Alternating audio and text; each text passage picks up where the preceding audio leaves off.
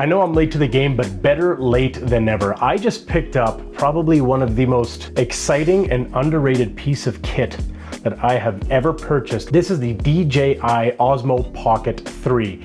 This little powerhouse is quite honestly impressive. Now, unlike lots of other reviews, we're gonna do things a little bit differently. We're gonna start with everything that's bad about it, or let's just say the cons of this little mini video camera with the gimbal. Let's get into it. So let's start with the biggest drawback, in my opinion, of the Pocket 3. When you switch it over to your vertical shooting, you still get really great picture quality and pretty much every single feature that you have with horizontal recording, to the exception of 4K 120 frames per second. You can only shoot in slow motion if you are in vertical mode. Now, to some, that's not the end of the world, but it is a little bit of a setback that potentially could be improved with the next Pocket 4 whenever that comes out. Now, the second biggest drawback with the Pocket 4, in my opinion, again, comes down to vertical shooting. Now, if you pay attention to the very bottom here, you will see 4K 24 frames per second.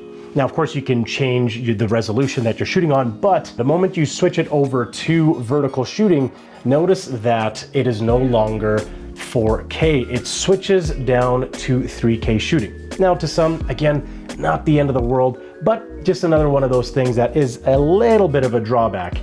That extra resolution could come in handy. And lastly, the biggest drawback by far is right here. The sensor is, in my opinion, just a little bit too small. Now, obviously, this is not the same size as your average mirrorless camera. I get that. So you can't really be asking for the world in this case, but in scenarios with good exposure, the camera performs very, very well. In fact, I would say even better than what you would expect. The moment though, you get into darker scenarios, whether that's in a darker room, whether that's outside past golden hour and it's starting to get a little bit dark, that's where the camera starts to fall apart just a little bit. Other than that, those are the three biggest downfalls that I see with the Pocket 3. Now let's get into the beautiful aspects of this little guy. Now, one of the cool things with the DJI Osmo Pocket 3 is its active tracking. This is an absolute game changer, especially if you're a solo shooter and you want to add a little bit more of a dynamic feel to your videos. I mean, look at how well it's tracking me. It's doing a pretty darn good job, in my opinion. You can also position the gimbal a little bit more, so if you want it to be a little lower, you could do that too, a little higher, so you can play around with the composition as well. And I think this is super, super cool. As someone who is a solo shooter myself, I don't really have the option of having someone else film me, and maybe there's some cases where you want to have a little bit more of an interesting look to the video that you're shooting. The active tracking is an awesome option. And then if you pair it with the external microphone that you can get with the Osmo Pocket 3, you're kind of off the grid. I mean, just look at how well it's tracking me right now. It's doing a pretty darn good job, and it's fast too.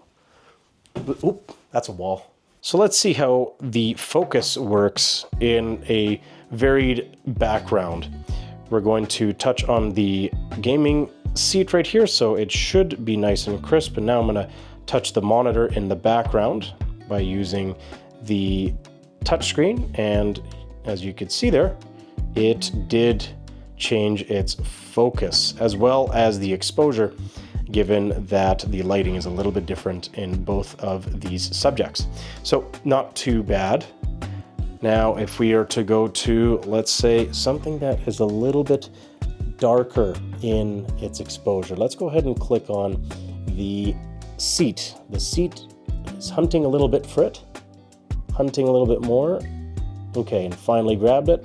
Now let's go ahead and focus on the steering wheel, which it focused extremely quickly. So it seemed to be struggling a little bit more here with the seat. And let's go to an even darker scenario with a lot less contrast.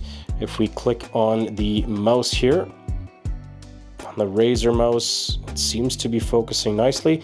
What about at the very end of the keyboard? And it did a pretty good job at pulling focus pretty smoothly. So overall, not too bad. Now you're gonna notice on the DJI Osmo Pocket 3, there is going to be a gimbal limitation zone because it doesn't spin 360 degrees. So you can only go so far before the drone or the gimbal will tell you, hey, sorry, we can't go any further. You've reached the maximum point, which is right here. Just be aware of that. But how well is it tracking? Let's speed up a little bit. Seems like it's still capturing me pretty well, which is really cool. This is one of the coolest things ever. I love technology, I really do, especially when some companies do such a good job as DJI has with this guy right here. So let's get into the great things about this little guy. Let's start with form factor. Lots of people have said this before, so I'm kind of beating a dead stick over with wood or whatever the heck that saying goes. I don't really know. But anyways, it's so small that you can take this anywhere. It'll fit in many cases in your pocket. And with the accessories that are available, and it comes in a really nice fancy pouch, which I'm gonna get for you right now, you can bring everything you need in this little travel case right here. You've got compartments for all of your adapters, whether that be the extra battery, the adapter here for your screw thread so that you can mount it on a tripod, your charger, and also the microphone right here. So everything fits really nicely, and of course the camera gimbal itself fits just into this pocket here, but it does not fit, unfortunately, with the hard shell case. So a little bit of a drawback, but just look at how small this is. This is all you need to travel with this camera. And for many of you who, let's say, are a little cramped for space when you're traveling to different parts of the world or you're going on a road trip, you don't have all of the space in the world to throw things into your backpack or your carry-on, this camera has literally got you covered there. That's one of the most amazing things about this camera is its form factor and just how damn good it performs. Amazing. Now, on to the main part. How is the camera itself? Well, let me tell you this. For the size of this sensor, in regular lighting conditions, it performs exceptionally well. Better than my iPhone 15 Pro, better than most cameras in this price range, actually.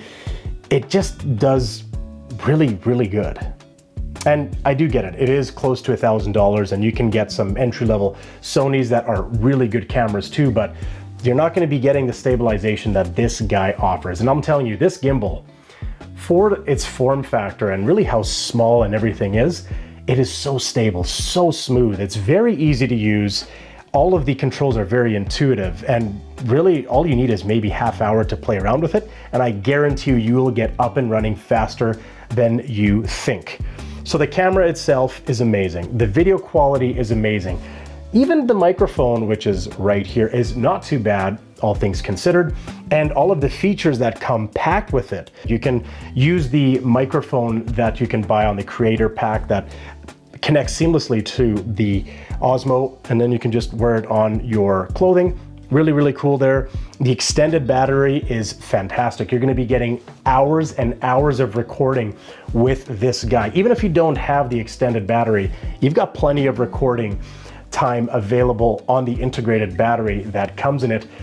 It is just one of those pieces of kit that you just need to have it. And I'm so mad that it took me this long to get into this scene because I am all in for it. When the Pocket 4 comes out, let me know. I am going to subscribe to that newsletter and I will definitely be interested in picking up its bigger, probably bigger, and better brother as soon as it is released to all of us.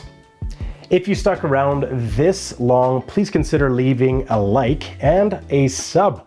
It's a small channel, but we are growing, and this allows me the opportunity to make more reviews like this for all of you guys who are interested in technology and all of the other fun stuff that we interact with on a day-to-day basis. Thanks for watching. We'll catch you in the next video.